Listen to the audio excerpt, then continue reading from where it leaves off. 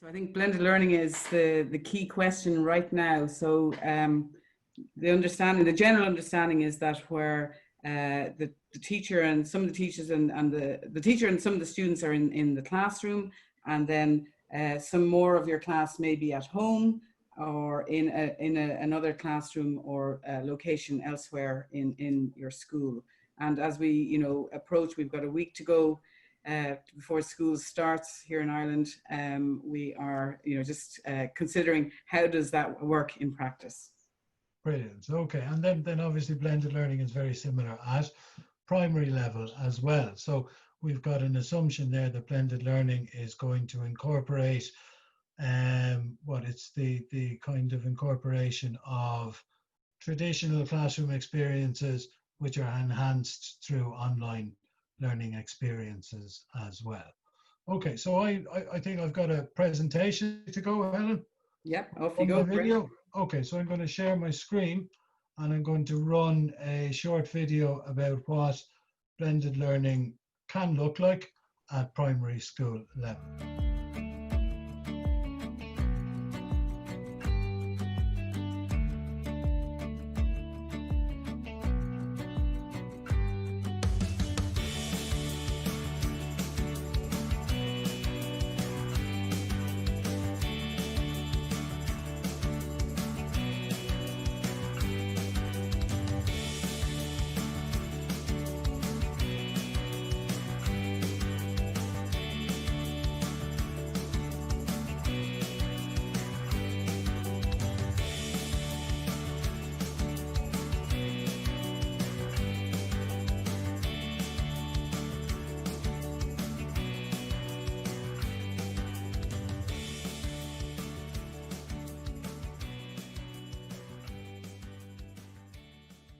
So what we've done first then is set up every Google class as being a different subject from the primary school curriculum.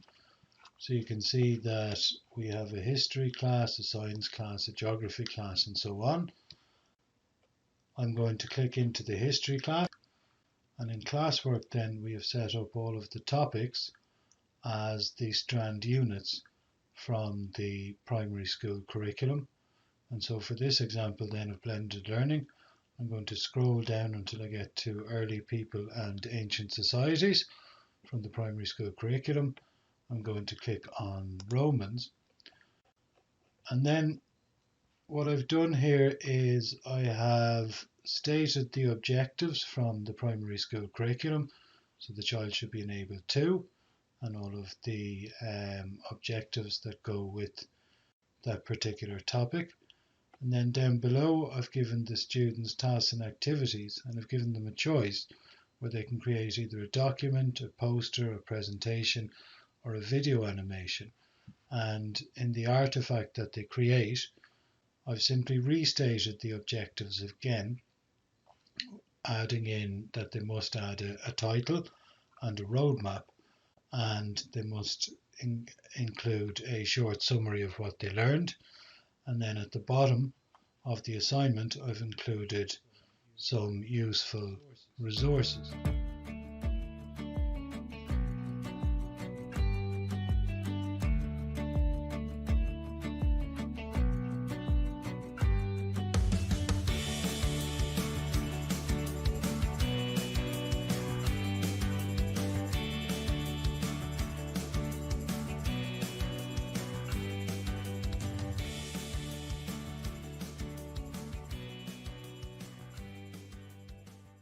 I suppose at the end, I kind of tied it up there. Generally, you'd have kids working in pairs, in groups or in teams, or else I would put the kid working with their parent.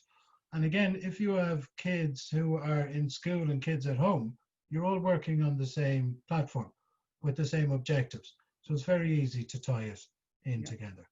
Right. Okay, and I think you're going to show us an example of post-primary level. Yeah, and just before I start, just one of the things at post-primary is just in terms of GDPR and the model I'm just showing is we just like live streaming we just have to consider GDPR. So I suppose that's just something to flag at this point. So we're still working things through and that's fair enough. In this very short video, I'm going to explain my idea for setting up a blended learning classroom. That is where you the teacher, are with approximately half of your students in the classroom, and the rest of the students, some of them may be in another classroom in the school, or some more might be at home with their own devices. In my scenario, in the school that I work with, we use Office 365 and OneNote and Teams. But this, I feel, is applicable to using Google or any other systems that you would work. The same principle, I think, can work. In my teaching, I'm in the computer lab, but again, I think this can be applied in any classroom setting because of the use of devices. Okay, so essentially this is how my idea works. So there's a teacher classroom PC, which is connected to the projector and to speakers, okay? I also have my own device here. All the students in my classroom, bear in mind this is a computer lab, will be accessing a PC, but you could have, in any other classroom, they're connecting to their own devices.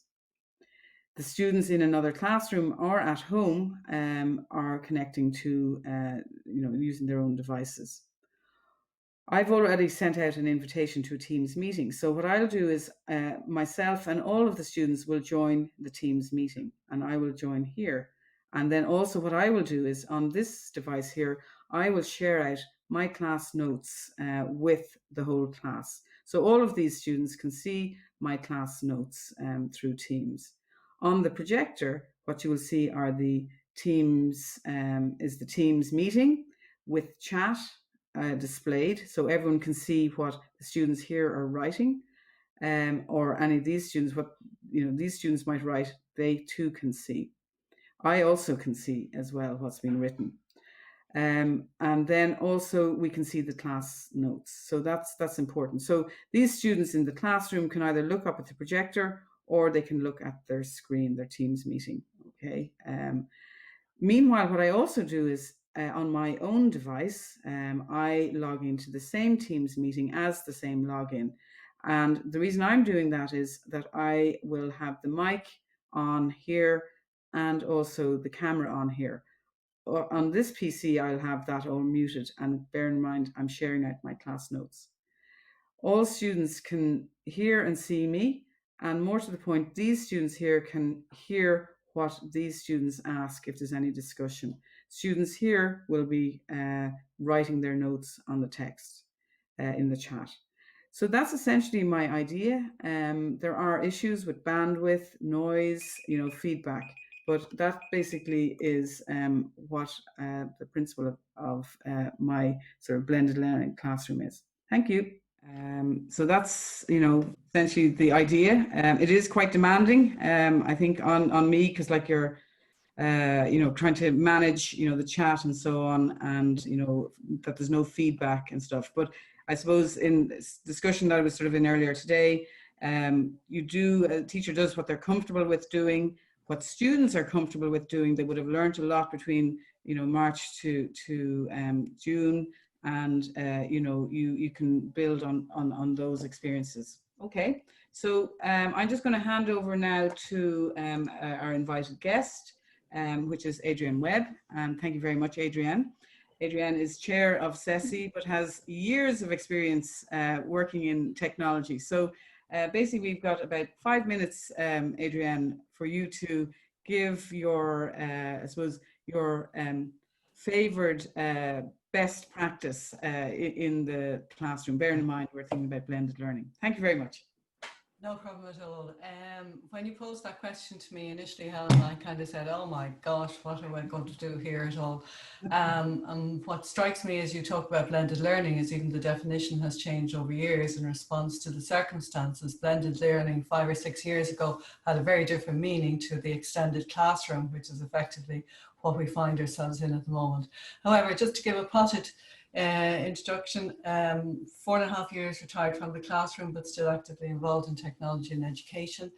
And really the highlights for me were always points at which students became engaged in their own learning to a greater extent. I would have been a maths and geography teacher up to honours leaving cert. And a few key points that when I was thinking about it, was my use at one stage. I mean, for those of us who are old enough, remember back to the excitement of Encarta, which was back in the 90s, and suddenly your classroom was extended beyond the walls in a much easier and simpler, more easily accessed way. But then moving on from that, I bought a thing called LiveScribe pen somewhere around 2010. And that was an amazing piece of kit because from my point of view, it allowed me, if you haven't heard of it, write and talk a lesson at the same time at home in my own house. Then I could upload it and my students could access that at any time that suited them. And the benefit was that by pointing on any piece of the text, they could actually hear what I was saying at that point of the explanation. They didn't have to wait to go down through the whole thing again to get to the point that they didn't understand. Now, I found that very liberating because it meant that the students could do it in their own time. Funnily enough, when I demonstrated it to a Department of Education inspector who was visiting in the school and my students were doing their work and I was there if they wanted to just ask me about it, they were using the LiveScribe. She basically said, are you not making yourself redundant, Adrienne?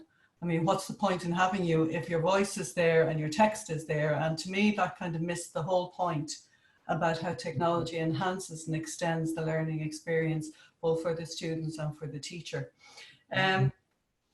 Another thing which was outstanding for me, and some of them are big and some of them are small, was using Edmodo with students again. And bear in mind that my trajectory was right from the 1980s when we were teaching computing programming, right through the advent of the PC, through analog internet access, through digital, through the internet, through everything. And for me, anything that enabled my students to engage more with the whole learning experience at a level that they found fun, enhanced my teaching. And what technology has always allowed me and facilitated me doing is to do things that were not possible in a non-digital world. But it had to be appropriate, it had to match both my needs and their needs in the curriculum, and it had to be contextual to where their lives were. Because no point in doing all fancy stuff if the kids go home and they don't have electricity or they don't, so everything we do has got to be contextualized to the students that we're with.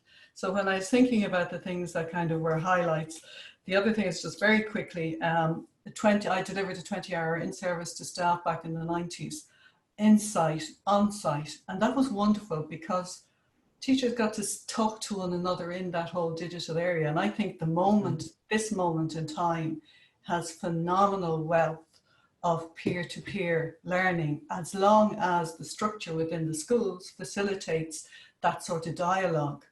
And I think leadership in schools at the moment is absolutely paramount, because I believe planning anything to do with ICT, no matter what way you're going to do it, if it isn't there, forget it.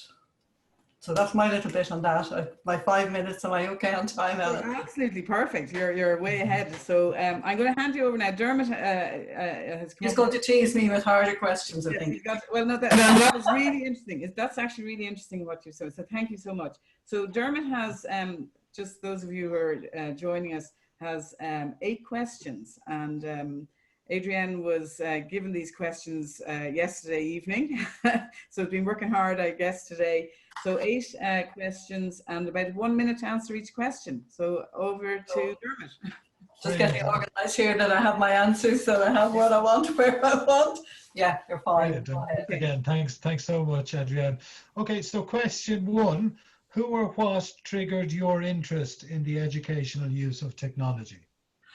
Well, very quickly, I started because I just like computers myself, programming in the 80s, and then that just started me developing the whole system for my school. So anything that would bring added value to my classroom teaching and learning, I was up for. And if it had been something other than technology, if it had been a trip to the moon, we would have done it. Anything that just brings that added value, that just allows a teacher to enhance and to expand the minds of the students and allows them to meet the different levels within a classroom and try to, you need hooks all the time to grab your students in, and it just increased my number of hooks. So I was hooked from the way back. Brilliant. Okay. Question 2, what is your primary motivation behind your educational use of technology? Okay, I wrote it down because I was thinking about it and I thought it'd be better to just write down and just say. And I said, to do things differently so as to improve both the experience and the outcomes for students. So I think Okay. that would be what my primary motivation would be, so that the holistic experience for everybody. Mm-hmm. Yeah, so, yeah, okay, fantastic. Question 3, can you describe in your experience effective educational use of technology in formal education? Well, I would feel that it must enhance and bring to the situation, the teaching, the classroom situation, something that's not possible without the use of technology. So one of the things, mathematics was my area. So you do GeoGebra, and suddenly I could make my graphs move and I could change things. If I changed one thing, the students could see the impact. No other way to do it. So there's no point, I firmly believe there's no point in using new technology to do old things. If you have new technology, you have new opportunities. The content may be the same, but you have totally new opportunities to use it. Brilliant, very interesting. Okay, question 4 then, describe in your, and this is a really hard one that teachers find to answer, this specific question. Describe in your experience effective learning outcomes from the educational use of technology in formal education. But again, looking at it and bearing in mind that I said it should facilitate a more tailored delivery of the curriculum.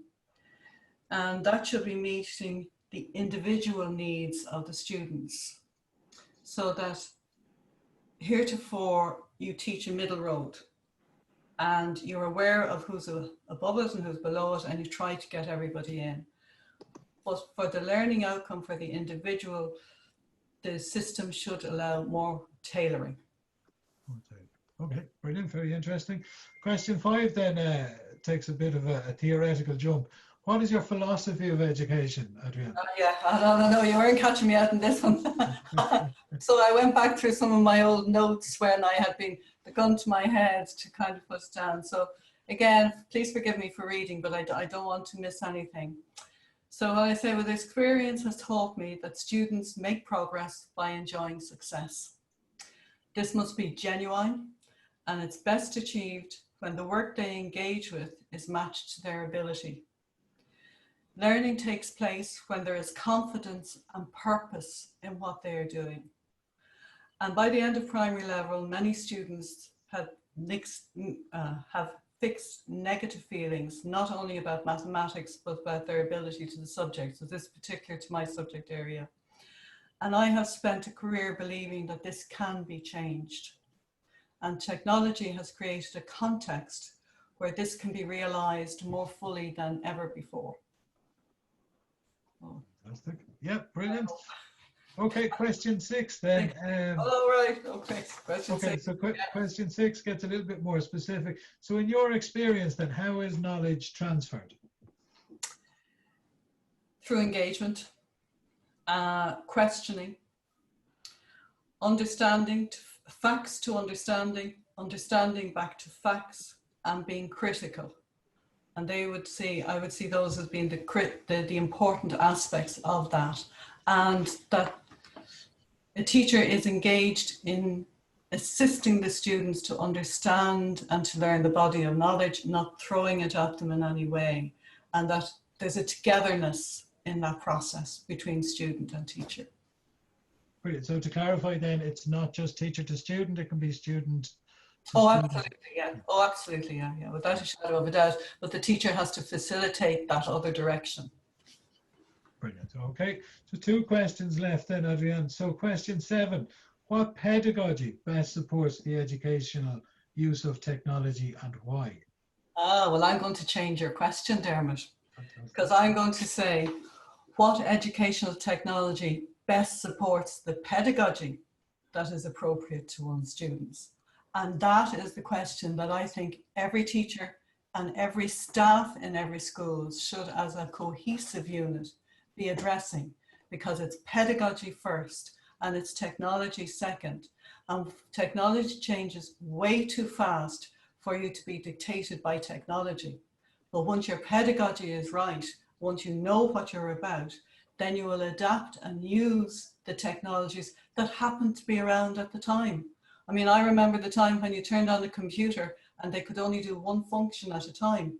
So if it was printing, it could do nothing else. We thought it was brilliant, fantastic. So once your pedagogy is right, then I think you'll get your technology right. Very good, very interesting. And then the last question then, I suppose it's a statement. So formal education in the 21st century should look like because? Well, when I'm walking into a school in the 21st century, it should not mean that I'm walking back in time into a living museum. Teachers and students exist in a technology-enabled world. However, the how of using the technology in school is not the same as the how outside the school.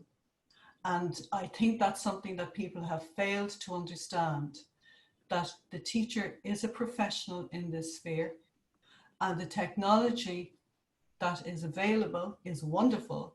It's amazing how many people who are not professionals in this area attempt to dictate and tell us that their technology is superb and it's best used in X, Y, and Z way, when their understanding of what occurs in the classroom is only from their own experience, which is dated. Brilliant. Thank you so much for answering those questions, Adrienne. Thank you. Did I do okay? You are bang on time and it was brilliant. So I think then, Helen, we're going to open up the conversation to the floor. Yep, so we've 5 minutes, everybody. So you may have thought of some questions, but anyway, so we'll open up to the floor as Dermot says. Okay, Adrienne has her hand up. There is one point that I didn't get to make, which I think underlines a lot of stuff, which is that there is a basic assumption within education that whoever is maintaining the infrastructure is not separate from the teacher. And I think that's a massive flaw. I think the education system should provide the infrastructure, the support for the infrastructure. If you go into Marlborough Street, they have their unit so that if the computer goes down, somebody else fixes it. It's absolutely beggars belief that money is spent on hardware, that systems, and we're all pushing for systems now to be in place. Who is maintaining any of it? And that is distinct and separate from the pedagogy. Absolutely nothing to do with it. And until somebody understands that, it'll be piecemeal and will continue to depend on a person in the school, principal or otherwise, to be the champion. And that's a big bugbear with me. So sorry, I had to get that in.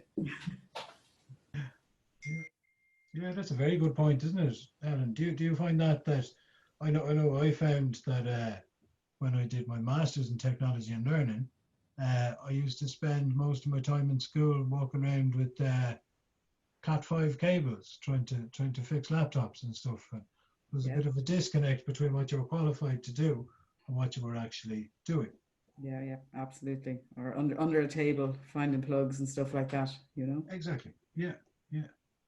So have we quite... I think it'd be interesting when people are back in school to see how things work out, because I think there are so many difficulties for children if they're learning at home, for parents and for their children, because just think of pre-technology in this, as we have it now, homework was always a bugbearer in a lot of houses. Now you have homework from 9 o'clock until 4 o'clock. Mm-hmm. And I really do think if we end up in a situation where it's a lot of at home, then people and schools really need to look at their scheduling of classes. And I think it needs to be changed very dramatically for students to stay engaged and not everybody get fatigued by the whole scenario.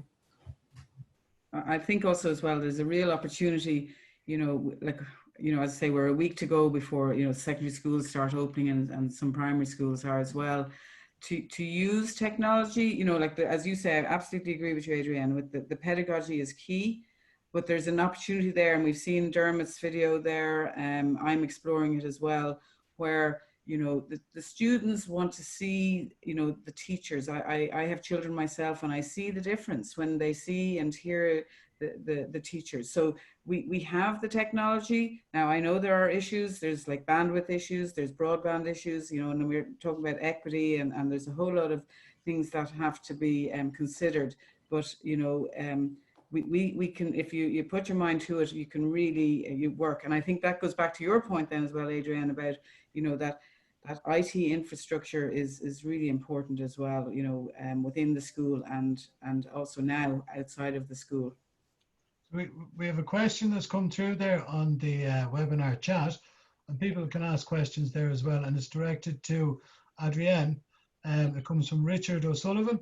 So what, in your opinion, are the 3 key technologies that we need to see in classrooms? I would actually find that quite difficult to answer fully. Obviously, I would be working from a premise that every school would have efficient and good functioning broadband. And after that, I think it is down to individual schools, because individual scenarios are very, very different. And what works in one school wouldn't necessarily work in another. I know before I left school, I had a set of Chromebooks on the trolley that I had in class. We had a donation from somebody, and that's what we did. And I certainly found the individual, if we take it, individual access by students to that outside world to enable them to engage with their learning. So whatever that happens to be in your scenario, I think that they're excellent. Obviously, when we're talking about scenarios, both Helen and Dermot have indicated where you're reaching people in other rooms in the schools. Well, that kind of, the very fact you want to do that states what technology you're going to need to employ to do it. So yeah, it is, I would think, down to your scenario at the moment, and whether your students are going to be in school, diverted over classrooms, at home. That'll dictate a certain element of it. But I do think, when I worked with the Chromebooks with 1 between 2, and that worked very well, but then we weren't using a learning platform where students were uploading their work. So when you come to that situation, you definitely need a device, and then that's down to the schools themselves and funding and a whole lot of other issues that come up. I don't know if that's anyway helpful, Richard. Thank you for the question. I think other people might be able to come in on that, though. I'm going to be jumping because I'm the timekeeper here. so we've hit 7:30. So I don't know, you know, if we want to wrap up, like, because these are, you know, at this point, Dermot and I and Hassan were saying these are miles, you know, flag what we want to talk. In a month's time, we're going to have another webinar. We'll have another guest, and we're going to be asking the same questions. So, you know, if we want to explore that a bit more, Richard, your questions, we can do that. You know, Dermot, any thoughts there? Yeah, as regards looking on to the next episode, Helen, is it? Yeah. Or, yeah, to wrap. So I think we had mentioned that we might aim for something surrounding pedagogy and the educational use of technology. So that may be the theme of our next webinar, which we look at doing. I think we either said either in a fortnight's time or in a month's time, Helen, depending on how everything goes between. Well, we'll get through the storm tonight, first of all. Yes, we have to get through Storm Ellen. Ellen, that's the one, yeah. And then we have another storm next week. Exactly, yeah. So it'll be good fun. But yeah, huge thanks to Adrienne, obviously, for joining us. Thank you so much for your time. Can I jump in there for just 1 second? A question or a comment has just jumped into us there, and it's firstly, Helen and Adrienne, many thanks for your clear presentation. My name is Elena, recently retired maths teacher with little experience in IT. However, I'd love to go on teaching in Dublin using these new technologies. I'm planning to organize my own virtual classroom and would love to know the main tools needed for that.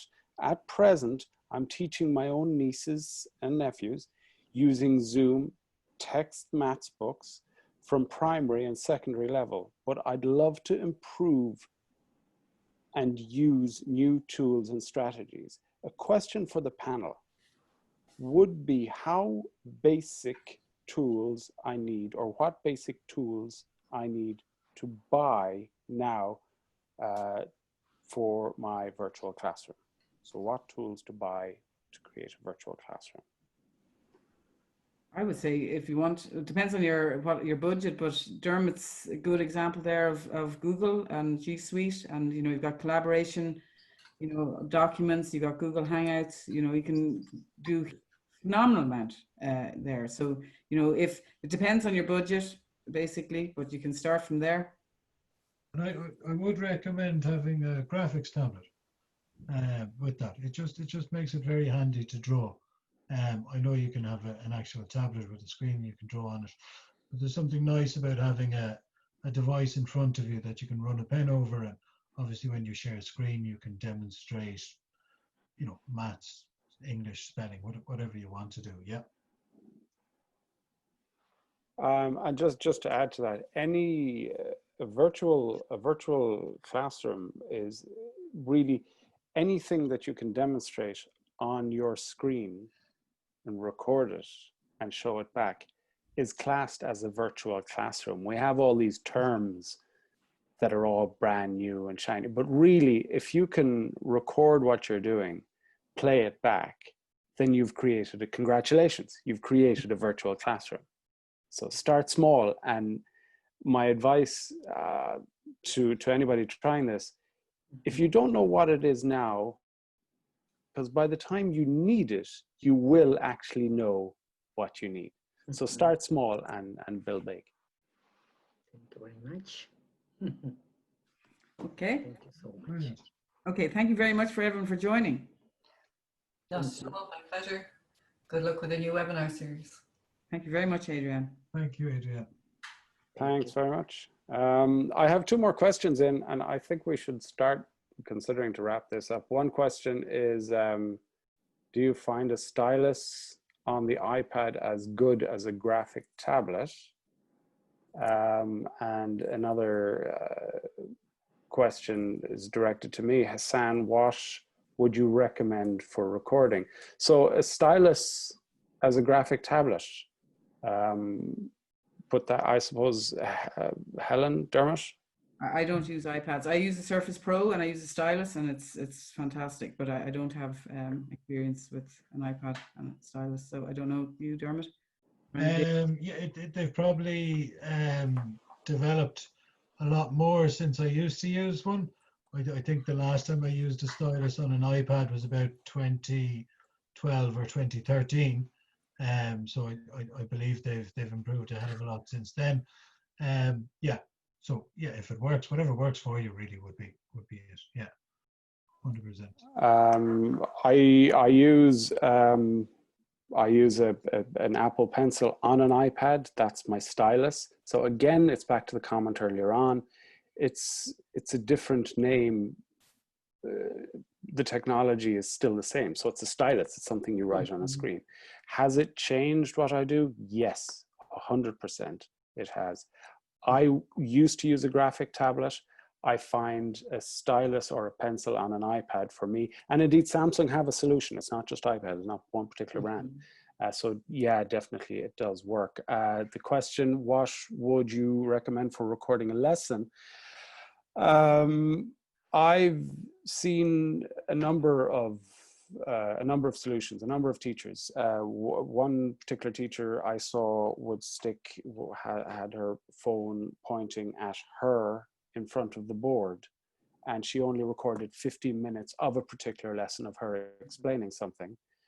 That it's not what you use to record the lesson, but what format you can reuse it in. So keep that in mind. So whether you have a mobile phone, an iPad, a cheap video recorder that you can get them now for relatively cheap money, that's all well and good. But if you can export that in a format that's easily reusable, like MP4, then that's a good way to go. If it doesn't export well, then you're going to lose the work you've done. So to answer your question, what would I recommend?